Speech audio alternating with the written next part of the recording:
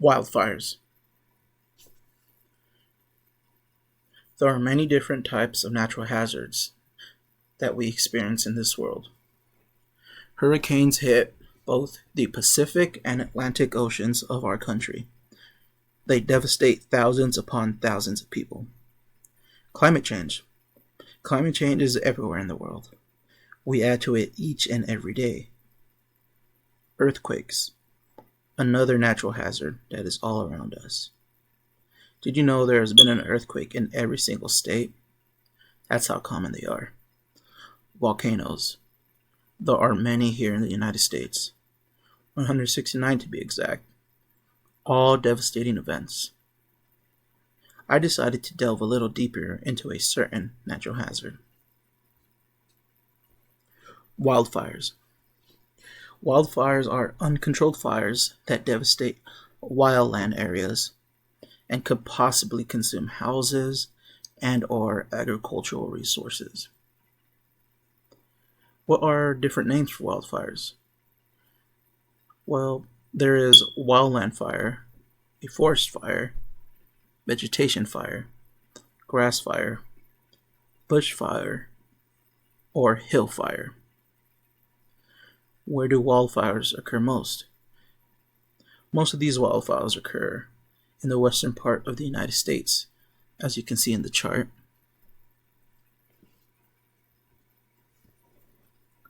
Physical process. The fire triangle. The fire triangle shows that you need enough of the three ingredients for a fire to begin. The three ingredients being fuel, oxygen, and heat. What would be fuel for a wildfire? Fuel would be dry grass, pine needles, dry leaves, twigs, and dead brush. All of those burn very, very fast. Next is the oxygen. Oxygen is all around us. There is an abundance of oxygen. That is one of the easiest accessible ingredients for a wildfire. Last but not least is heat, or how I like to call it, igniters. Arson, campfires, and engine sparks are examples of human-related igniters.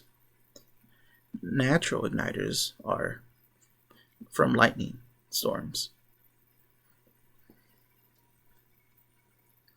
Conditions indicating risk. What is the main indicator of a bad wildfire season? The biggest indicator is drought.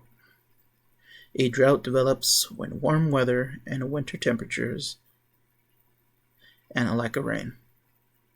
A drought leaves for dry leaves, pine needles, dry brush, etc. In other words, droughts lead to an increase in wildfire fuel. Droughts are happening due to climate change. The world we live in is getting warmer and warmer every single day. That leads me to my next indicator, climate change. The more the Earth's atmosphere warms up, the more droughts we will get in the future, which will result in more fuel for these wildfires. The next indicating risk is relative humidity, or RH.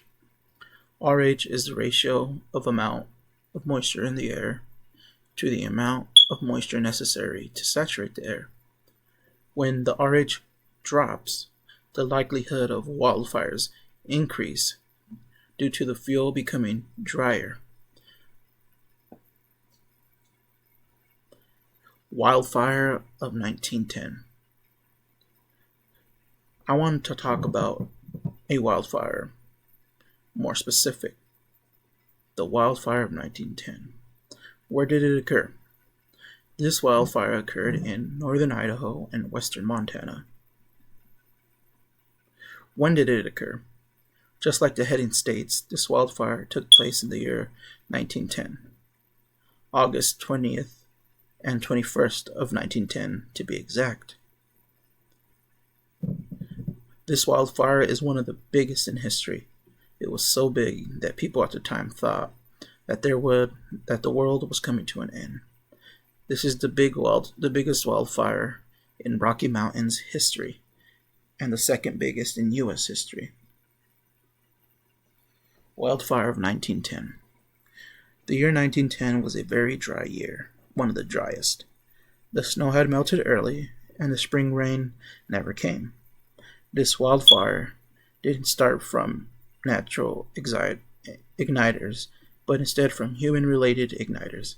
Hot ciders from trains, accidents from loggers and campers. The fire didn't start off as one big one. Instead, it started off as several small fires, over thousands and thousands of fires.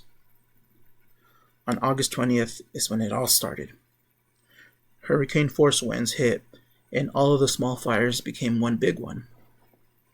The reason people thought the world was coming to an end was because of the damage done. Take a guess of how many acres were burned during this fire. If you guessed 1 million, you'd be short. If you guessed 2 million, you would still be short. This wildfire burned over 3 million acres. Imagine the entire state of Connecticut burning. That would be like watching the 1910 wildfire. The most devastating part of this fire are the fatalities. 86 people died, mostly firefighters trying to fight this 2-day wildfire. After the 2 days, the winds finally subsided, and a cold front came to help defuse the fire. That was the end of the worst wildfire in the Rockies' history. Links to other natural hazards. Wildfires are linked to a couple of natural hazards. Climate change. That is the main natural hazard link. Climate change is when the Earth's atmosphere is heating up. Our atmosphere is heating up due to fossil fuels burning, upon other things, in our atmosphere keeping heat in. With climate change occurring, that leads to droughts. A drought is when there is a period of time that there is a deficiency amount of precipitation. With the lack of precipitation, that leads to increased fuel for wildfires. The National Fire Danger Rating System is a great mitigation system. It is a rating system used by NFDRS to help determine the fire danger in the area. Based on the danger, public lands can choose to close themselves.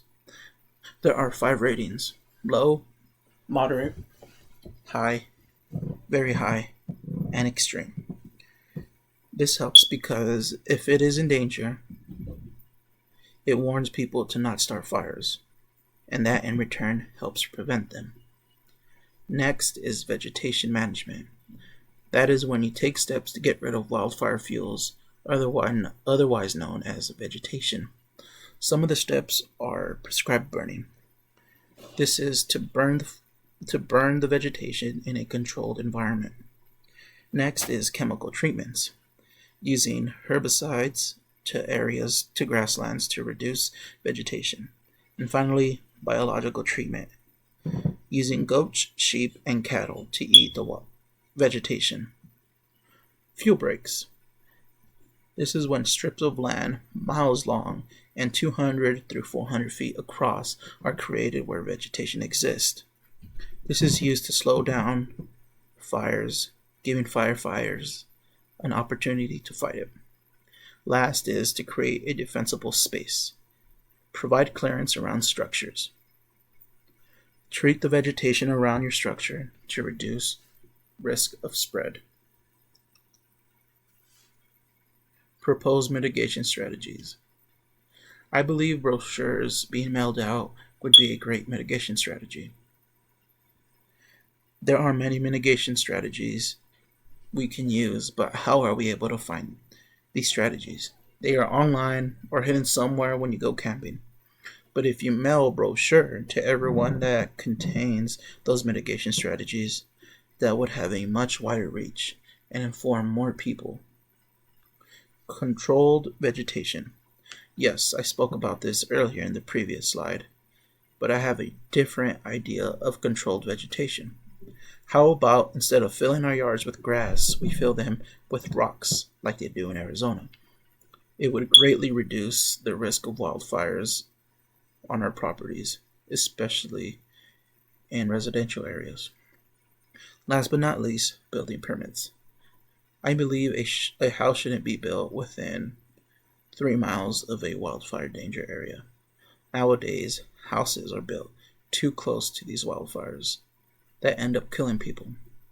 I believe these mitigation strategies will help fight out wildfires.